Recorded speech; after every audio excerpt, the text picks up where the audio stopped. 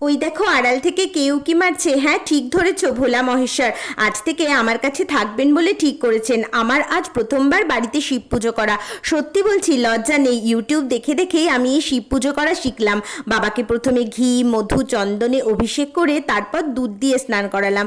তারপর আস্তে আস্তে একে একে আস্ত চাল, মুগ ডাল, কালো তিল এবং সবশেষে ছাতু দিয়ে অভিষেক করিয়ে তারপর গঙ্গা জল দিয়ে স্নান করালাম। হয়তো আমি অনেক ভুল করছি, তোমরা আমার ভুল ধরিয়ে দিও। আমি দেখে দেখে যা শিখেছি তাই দিয়েই এবার আমার মতো করে চেষ্টা করলাম। জানো এই বাবা আমার কাছে কোথা থেকে এসেছেন? বাবা আর নন্দী মহারাজ আমার কাছে এসেছেন সেই সুদূর গুজরাট থেকে। গুজরাটের যে সব থেকে বড় শিব মন্দির সোমনাথ মন্দির, সেই সোমনাথ মন্দির থেকে এই অপূর্ব সুন্দর বাবা এবং তার সাথে নন্দী মহারাজ আমার কাছে এসেছেন। এবার কেদারনাথের দেখা মতো আমি চন্দনে লেপে তারপর আকন্দ ফুলের মালা পরাবো আমার মহাদেব। এই দেখো বলতে ভুলেও গেছিলাম, জবও দিয়েছি। আমি কাল জব কিনে এনেছি, জব দিয়ে বাবার অভিষেক করেছি। তারপর গঙ্গা জল জলের মধ্যে মিশিয়ে সেই জল দিয়ে আমি বাবাকে স্নান করালাম। কেদারনাথে শেখা মতো আমি এই যে বাবাকে চন্দন দিয়ে লেপে দিলাম, আর বাবার সব থেকে পছন্দের ফুল আকন্দ ফুল বাবাকে গলায় পরিয়ে দিলাম। এবং আমি নন্দী মহারাজের জন্যও কিন্তু আকন্দের মালা কিনে এনেছি।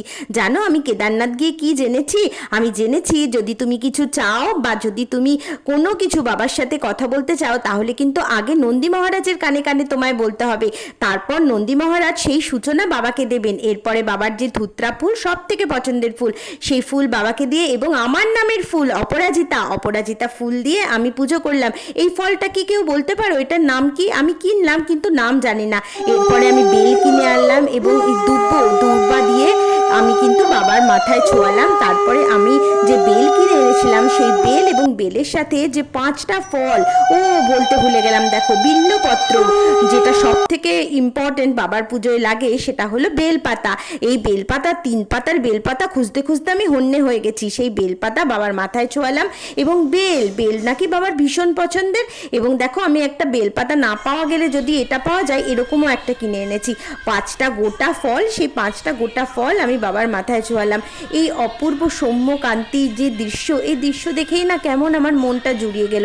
হয়তো আমি অনেক ভুল করলাম পুজো করতে। তোমরা না আমাকে একটু জানিও যদি আমার কিছুতে ভুল হয়ে থাকে। প্রথমবার করলাম তো। আমি কিন্তু প্রথমে এত শাক্ত ছিলাম না। শাক্ত মানে শিবের ভক্ত। তো এই আগের বছর আমার জীবনে না দুটো ঘটনা ঘটেছে। সেই ঘটনাগুলো আমি পরে সবার সাথে শেয়ার করব। সেই দুটো ঘটনায় না আমাকে আমার চোখটা একেবারে খুলিয়ে দিয়েছে এবং আমাকে না শিব ভক্ত করে তুলেছে। সেই গল্প অন্য একদিন। হ্যাঁ, তোমরা আমায় বলতে পারো যে আমি একই দিনে সব দিয়ে পুজো করলাম কেন? আসলে অন্য দিন যদি আর সুযোগ না পাই। তোমরা কে কিভাবে পুজো করো আমায় জানিও তো।